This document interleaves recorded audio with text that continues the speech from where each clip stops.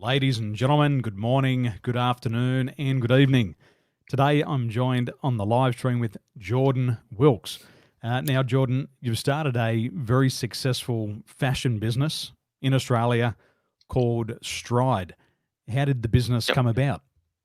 The business came about, I guess, like most businesses do. I was scratching my own itch. So, I was sort of shopping around when I was younger, trying to find clothing and fashion that matched my values. Because I dare say, Daniel, if I asked you or any of your listeners, do you agree with child labour, human rights abuses, and the destruction of environment?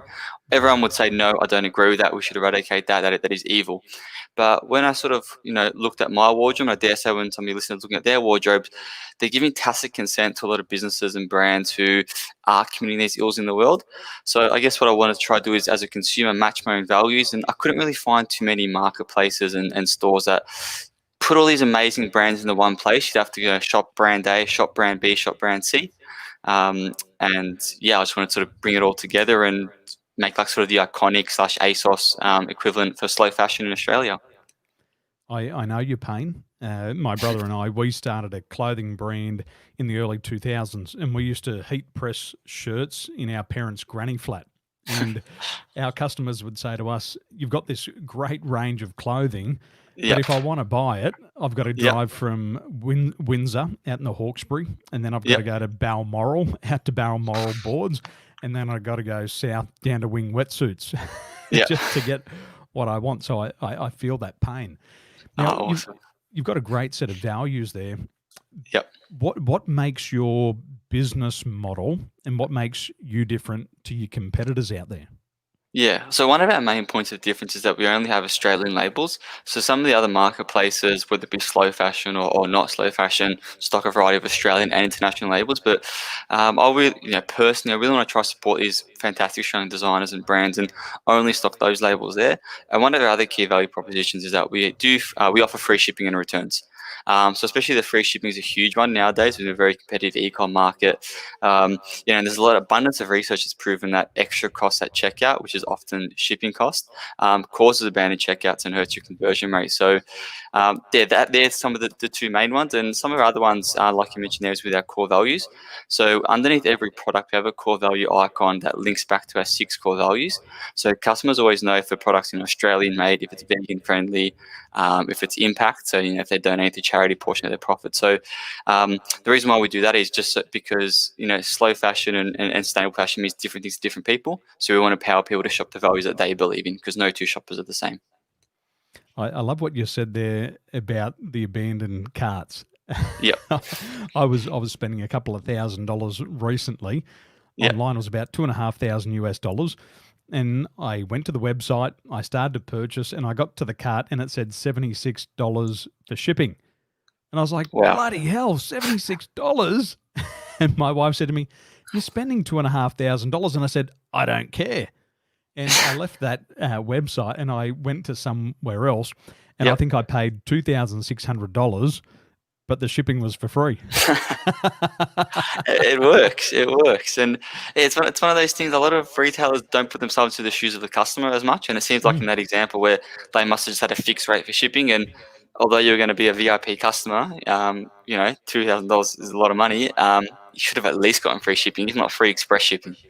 Well, it's Um, an interesting psychology, isn't it? yeah. You're looking at the amount that you spend a car. I'm spending 2.5 grand, but Mm, bloody hell, I'm not going to spend $70 yeah. on shipping. And then you pay 2,600, so you pay $30 more, but you feel so much better about what you've done. Yeah, definitely. And so just to sort of interrupt there, it's a fascinating thing. I was speaking to a friend about his brand recently, and he was gonna make the price $120 plus $9 shipping. And I said, make the price $129 and offer free shipping. And I can almost guarantee you that people will love that because they feel as though they're winning that free shipping. It's like they're beating the brand in getting that free shipping. So it's really important for anyone listening to try, if you can, factor your shipping costs into your RRP. And you'll be surprised it actually boosts your abandoned carts. Mm. It's a great idea. I remember a couple of years ago in Sydney, it was probably, I shouldn't say 20, but maybe it was 20 years ago, would go to restaurants and people wanted to charge for table water. And we would abandon the restaurant. Like, you're gonna make me pay $1 Yeah. and now you're gonna charge me a corkage fee. And we wouldn't eat there simply because you had to pay for water. And Yeah. then I think the Sydney business owners woke up, just put it on the table for free. The maximum Yeah, somebody's going to drink is about 2 glasses. It'll cost you about half a exactly. cent if you're lucky. Exactly right, and I think you mentioned there about the price. It's not so much that you guys didn't want to pay the $1. I think it's more so the principle that you guys didn't enjoy. Well, I think principles and values, like you got a nice Mm, set of 6 values there in your business. It yeah. comes down to our values and what criteria is Yep. important to me. I could imagine telling a mate, bring your own $100 bottle of scotch over, but I couldn't Yeah. imagine charging him for the ice at my house. I couldn't do that to him. Oh, Now, yeah, really interesting. we're going through some challenging times. We're going Yep. through tough times around the world. And I know that when we first started to connect, you were talking about how long it takes to make your business profitable and Yep. talking about these gurus who say you can go from 0 to 100 in under 3 months. What is your experience from starting a business and how Yep. long did it take you to become profitable? Yeah, so just sort of touching on the second part of your question there, it took me, approximately 48 weeks to become consistently profitable, and that was through doing 70 to 80-hour weeks. So, if you probably factor in that to maybe a normal working week, it probably would have taken me about 2 years, and that's kind of the norm when I've spoken to other business people and other sort of budding entrepreneurs. It's quite normal for you to be not profitable for at least the first 18 months, if not longer. Mm. Some people will be exceptions to the rules and be profitable sooner. Some of them may never be profitable. Um, but my experience with those gurus who promise, 0 to 100K in 30 days or 3 months, whatever it may be, it's just not true and it sets false expectations. Because if something's really important and really tough to do, it should take you a long time to get there. So if you want to, create the next Uber of insert industry here, it's not going to happen in 3 months. It's not going to happen in 6 months. It's going to be lots of hard work and pain. And I guess one thing I just want to really clarify is just to manage your expectations. If you are impatient and you're not profitable after 4 months, it's not necessarily your fault. Don't sort of badge yourself and think I'm a bad business owner. I'm horrible at what I do. That's just normal. That's the process. Lionel Messi wasn't playing for Barcelona in the first team when he was 9 years old. So yeah, take your time. Well, I appreciate the free therapy. Thanks, Jordan. Because as business owners, we take these courses, and I've seen them as a coach. You go to the online store, and it says, "Would you like to have a 6-figure or a 7-figure coaching business?" And it's like buying a box of cornflakes. I'll just Yeah, take the 7-figure one, thank you. And mysteriously, we think it's going to happen, but yeah, there is a lot of patience in it. And my dad, he was a farmer. And one of okay, the things he says, you can control your actions. You can control what seed you plant. You mm, can till the soil, you can fertilize the soil, but you have no control over when that seed is going to sprout. yeah, And as a farmer, what he learned over the years is you had to have patience. And okay, as a farmer, he said, if you have one good year in 7 as a farmer, then that'll do you for 10 years. So if you have one good year in 10, perfect. But if you have okay, 2 good years in 10 years, you could set yourself up for life. But it's wow, about patience. It's about going through those seasons. And definitely, I hear what you're saying here is it's that message to people to be patient, yep, but also the reality here is you're working 75 to 80-hour weeks. Now, for most people, do the maths, that's twice the average working week. mm, That's huge. yeah, So how do you maintain your how do you control your emotions, Jordan, as you go through okay, that? You got 48 weeks of hard work. yep. How did you control your emotions? Yeah, it's a great question. Probably the first and probably the simplest piece of advice I can give is meditation. So I use an app called Headspace. It's fantastic. I was one of those people. I'd heard about meditation for God knows how long. I'm 25 now, but I've heard about it probably for 10 years. I thought, oh no, it's just yeah, don't worry about that. It's nothing that special. But I started doing it probably about 6 months ago, and it just helps with the clarity of your thought and just helps you evolve your thinking and just be still and be present a lot more. So that's probably the first thing. That's going to be relative to everyone else, the benefits I get for that. But the other sort of more business related advice I'd love to give is having an activity planner. So I set out per month, week, and day what I want to achieve. So I set out things for the month, what I want to do, and then I set out the week, what I want to do, and then I have a daily one. And what I really find it helps is just to create structure in an entrepreneurial world that's full of chaos. because I think you might know yourself. When you first started your business, just the chaos of just there's so many things that are pulling you in different directions. You don't know where to devote your time and resources. So just having that activity planner just really helps to know what you want to do per day and rank them in order of priority, because you're always going to get sidetracked with a million other things. So if you have a really busy day or something personal comes up, at least you get your top 3 out of the 5 things done. And it just helps you know at the end of the day if you've had a good day, because if you don't really know what you want to do, how can you know at the end of the day if it was a good day, if it was a productive day? So just give me, and I just use a note section on my phone. I don't use any fancy software, anything like that. It's just, try to give yourself structure in the chaos of being an entrepreneur. Simple advice, Yep. excellent advice. And I believe that today with so much technology, people think if they just find the right app, if they just Yeah. get the right piece of technology, it'll solve the time management. But it's also Yeah. a discipline. It's a Yeah. discipline to do what is hard. It is hard to do those top 1 or 2 activities because they come with the most resistance. Yep. But it also requires the most energy. And if you get them out of the way at the start of the day, the rest of the day is really easy. But you've had a win. So we Exactly. forget that it has a biological response. When you Yeah. set a big task, you get dopamine. It's like ringing up a new supplier. Okay, I want to stock your goods. You got to Yep. get out of your comfort zone. And then when Exactly. you close the deal, you get that hit of serotonin. And so what happens is that gives you, it boosts you up. It's like dropping a couple of pills of ecstasy. You feel, woo, you're ready to go, Yeah. and you're ready to move on, and you'll tackle the rest of the day. Exactly right. With And your business, sorry, Daniel, I just want to cut you off there. What I like to do as well is I put a little tick after every task, and the serotonin rush that I get of putting a tick next to a task, it's amazing. Sometimes if I do a task and I forget to put it there, I write the task down in my notes and then put a tick next to it, just so I can give myself a tick. So couldn't agree more with what you're saying. So yeah, sorry for interrupting, but I wanted to add in that part.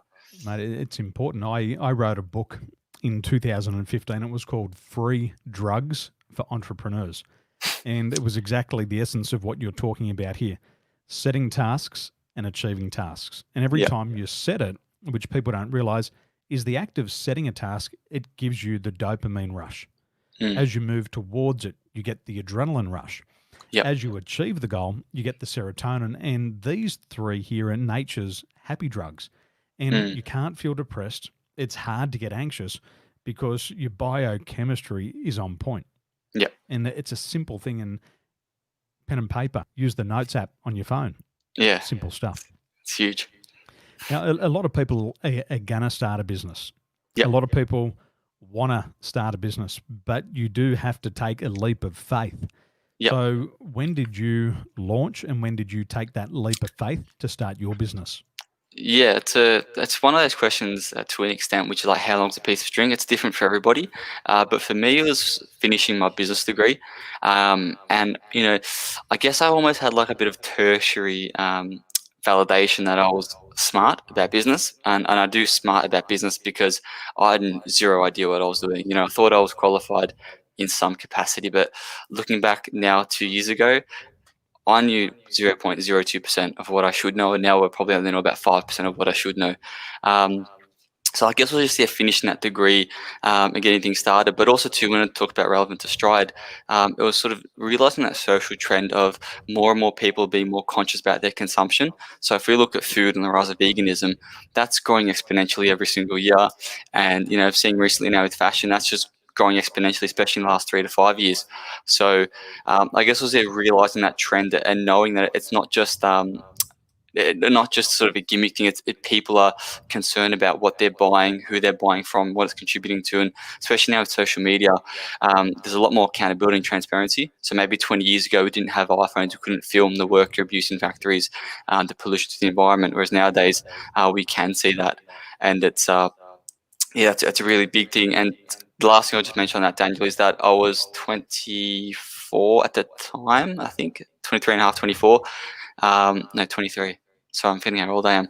And it was one of those stages in my life where, if not now, when? I was young. I didn't have as much responsibility. I don't have a family and kids. I do have a long-term girlfriend, but, we're not married. So I didn't have any other external factors pulling me down that were sort of going to be detrimental. So I could fail, but I could still fall on my feet.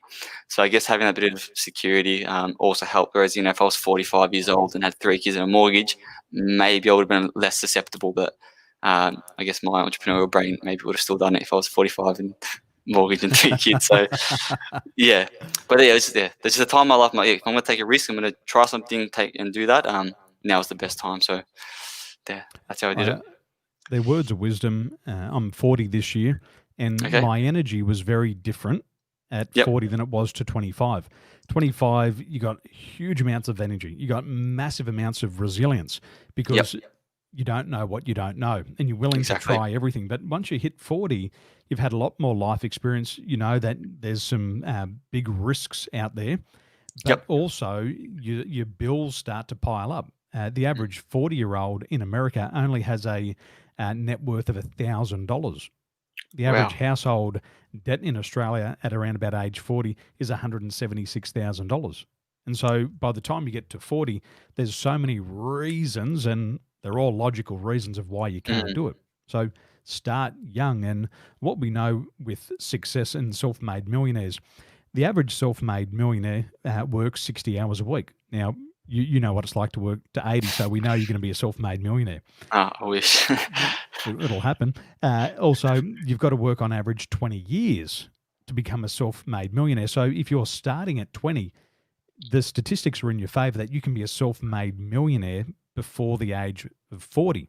But if you're Okay. not starting until 45, you got to try to figure out, do I have this energy to do these 85-hour weeks when I got crying babies, Mm. sick babies, changing diapers, breastfeeding, giving bottles at all hour of the night?